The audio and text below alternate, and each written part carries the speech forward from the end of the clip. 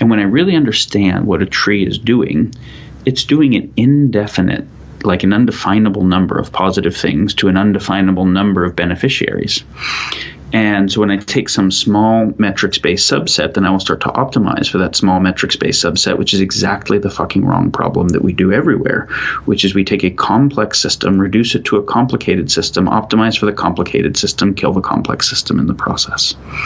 And so if I take an n-dimensional set of self-organizing complex metrics and I reduce them to 10 metrics, and I run optimization functions across those, it'll be the wrong thing every time. So metrics-based optimization, right? I can look at somebody's low-density lipoprotein, give them a statin drug, and their low-density lipoprotein comes down. Awesome.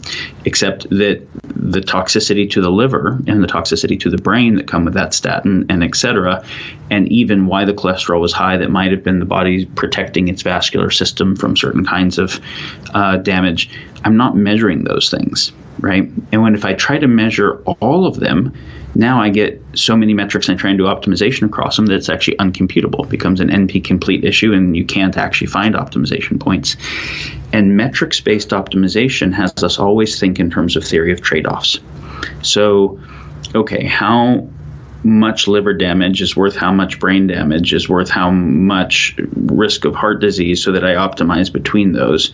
But they're uncommensuratable, right? How many dead rhinos is worth how many parts per million of mercury in the water is worth how many tons of CO2 to know how to allocate my resources. I don't know, but I'm going to find out because that's not.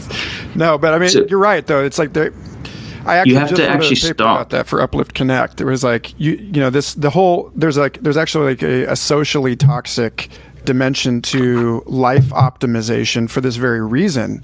It's like the sinister side of this trend to reduce the human being to information. It's part of that you say, and in order to adapt to my post-industrial work existence, then I have to optimize my life so that I can get as close as possible to an imaginary Paleolithic human being or whatever it is. It's just, it's bonkers. So anyway, go on. There's a couple different issues there. One is, are the things that we think we are optimizing for the right things at all, right? If we have the ability to genetically engineer the human, is our goal to make us all the best hypercomputers possible, right? Like, as we get exponential tech and we can actually change what we've thought of as nature itself, we get very deep ethical and existential questions at the core of it. But what I'm actually bringing up here is that's a core issue, but I'm bringing up a separate issue, which is actually just a result of metrics. And there is actually a way around it, which is from a information theory point of view, I want to know what is everything that matters in a particular situation where we're going to try to do development or enhance something. But I want to know what is everything that matters. What is it that matters about it? How is it interconnected? Now, if I use metrics and I've got this thing is on a 1 to 1,000 scale, and this is on a negative 1,000 to 1,000 scale, and this is this kind of unit and this kind of unit. How do I commensurate them when they're actually non-fungible types of value, right? This species goes extinct, but this other one, like, it gets a little bit better there. Well, did they have a say in it? Are they considered beneficiaries of the system? And so if I use a Boolean system, where it is a 0 and 1 based system, and really what I'm looking for is, does this thing matter?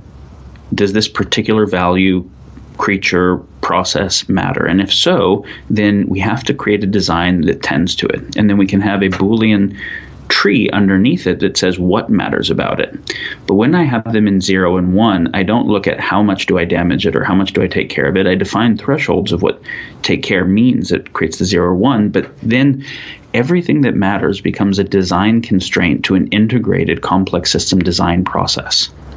And now I'm not looking at each of the issues separately and saying, how much resource do I put into this one and put into this one, and where's the optimization point? I'm saying, how do I create an integrated system design that tends to everything that matters here? And so this is a different information theoretic way of approaching complex systems that is actually relevant to complexity.